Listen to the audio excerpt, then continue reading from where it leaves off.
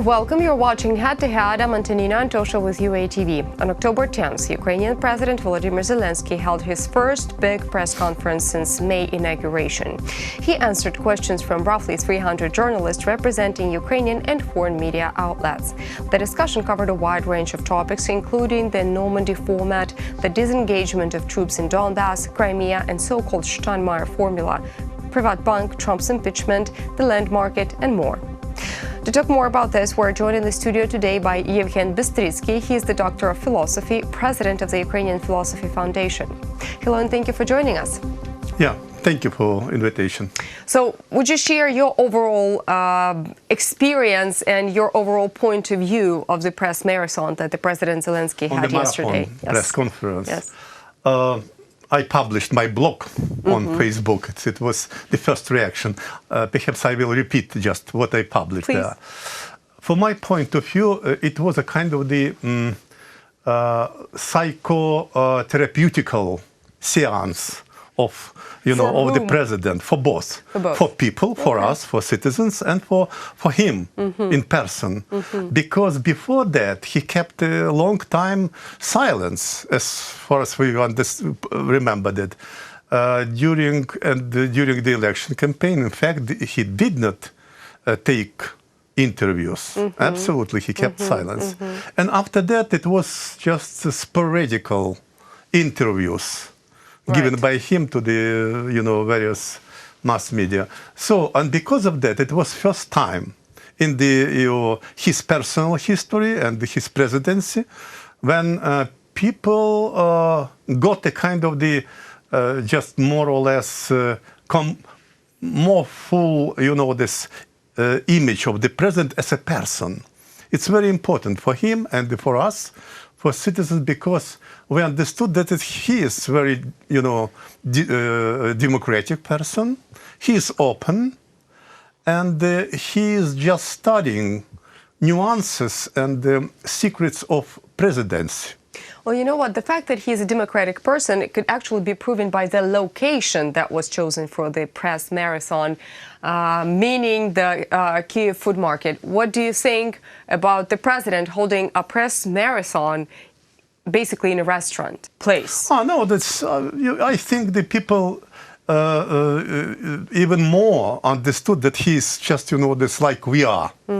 Like, this very simple people who are, could, this visit, market food and have some, food there, no problem.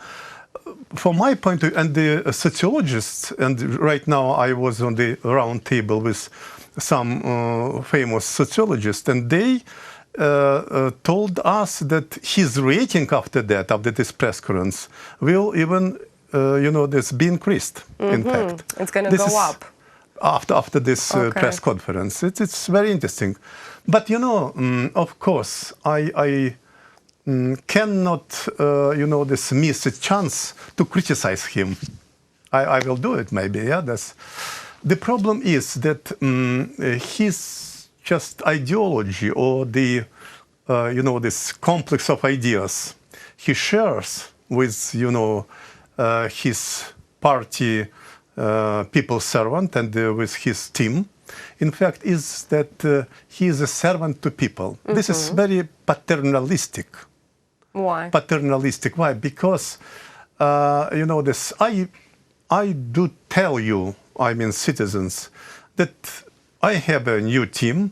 I have a very strong team. Indeed, some of, these members of his team are very strong as professionals, as, let me say so, technocrats.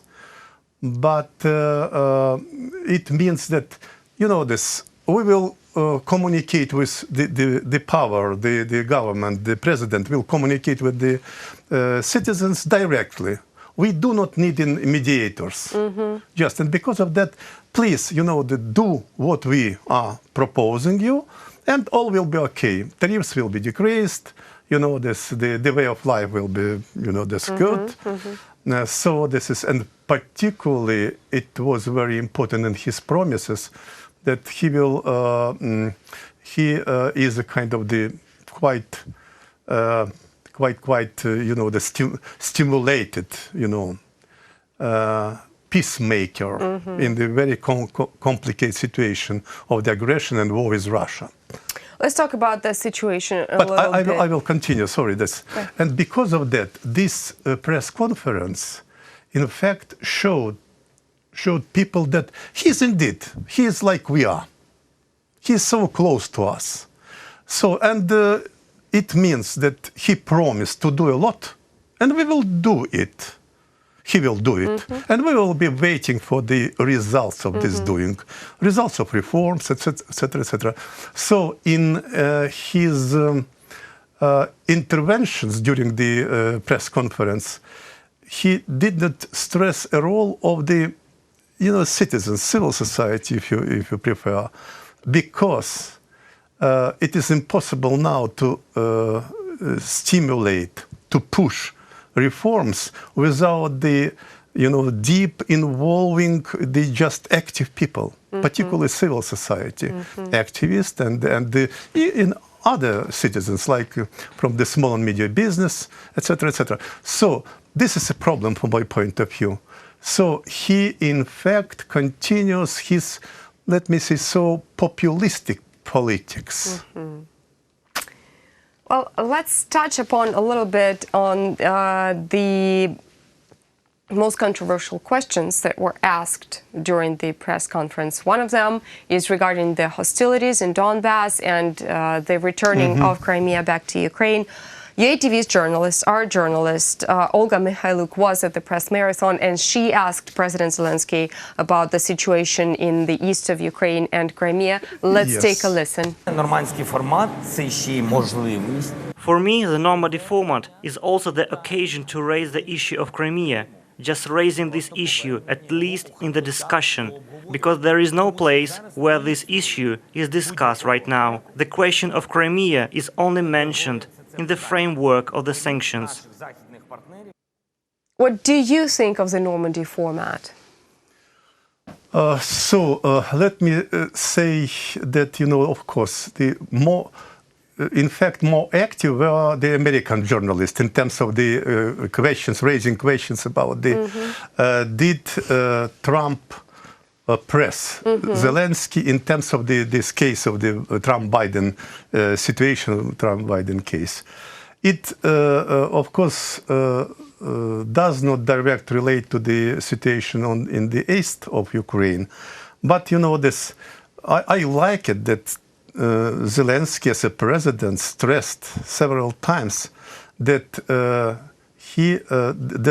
Trump did not press him. Because he is the president of Ukraine, he is an independent person. This position, I like this position, in fact. In this case, he was a real president of Ukraine, just, stressed it.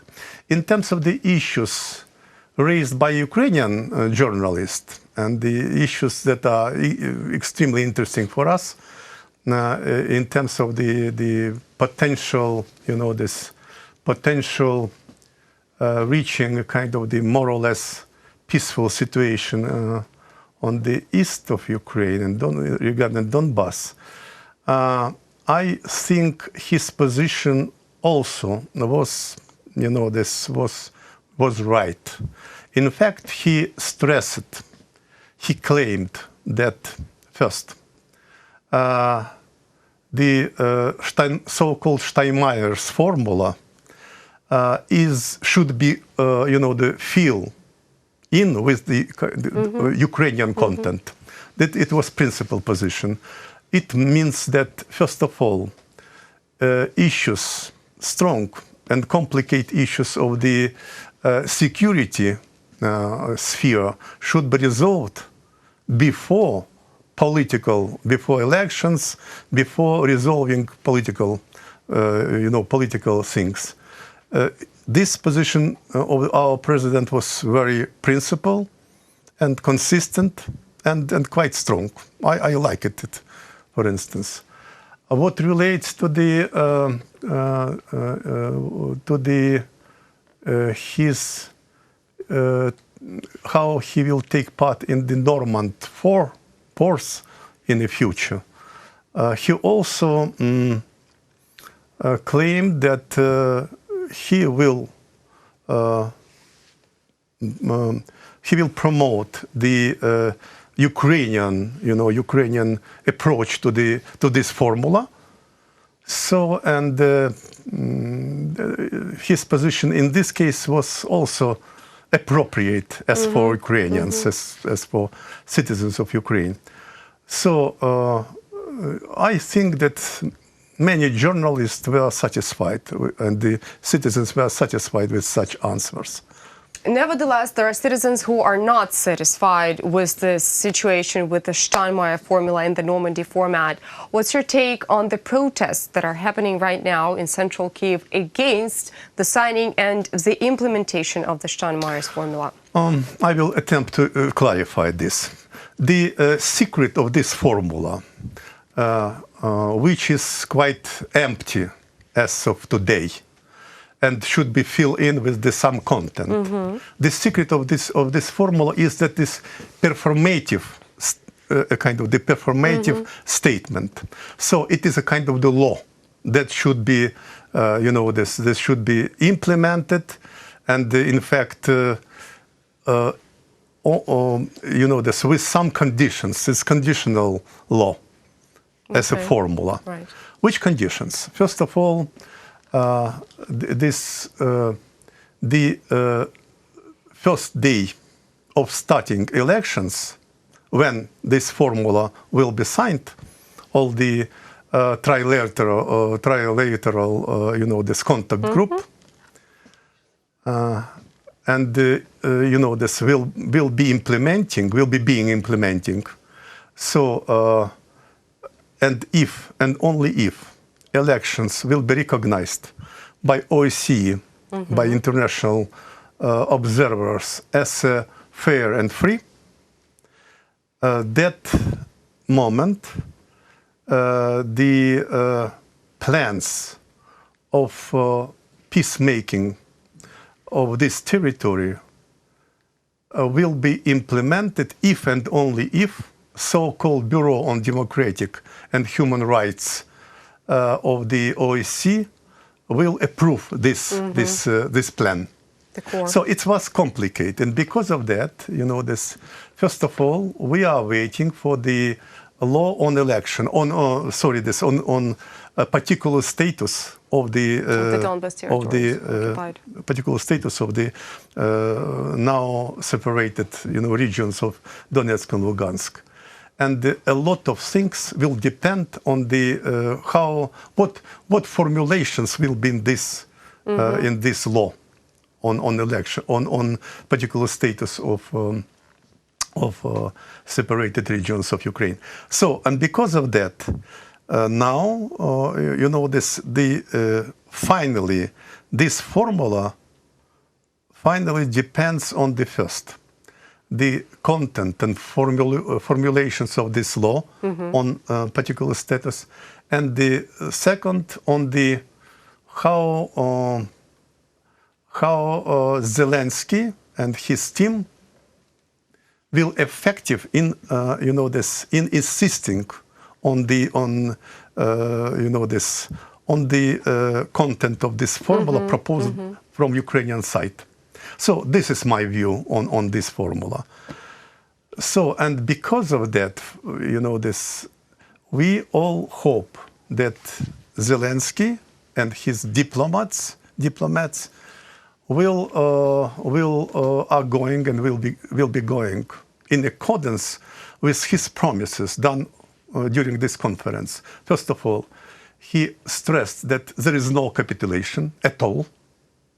And all will depend on what I said, on the content of the law, on the particular status of these regions, and all now this his politics, all will depend on his this promotion, his approach through the parliament. It is not so difficult for him because we have majority of deputies. In fact, he keeps control over that, and how diplomats and as well how our European colleagues who are members of the Normandy force supports it or not. Okay. This is a quite complicated process, but you know. But you made it quite clear. Yeah, I would like to say that now the process is open for various possibilities. The problem is how we, or I mean Zelensky, will fill in it with real content in which we need. Well, hopefully everything will turn just fine for Ukraine. Thank you so much for coming. Thank you. That was Yevhen Bystrytsky. He is the Doctor of Philosophy, President of the Ukrainian Philosophy Foundation. Thank you so much for watching Head to Head. Stay tuned with UATV for more.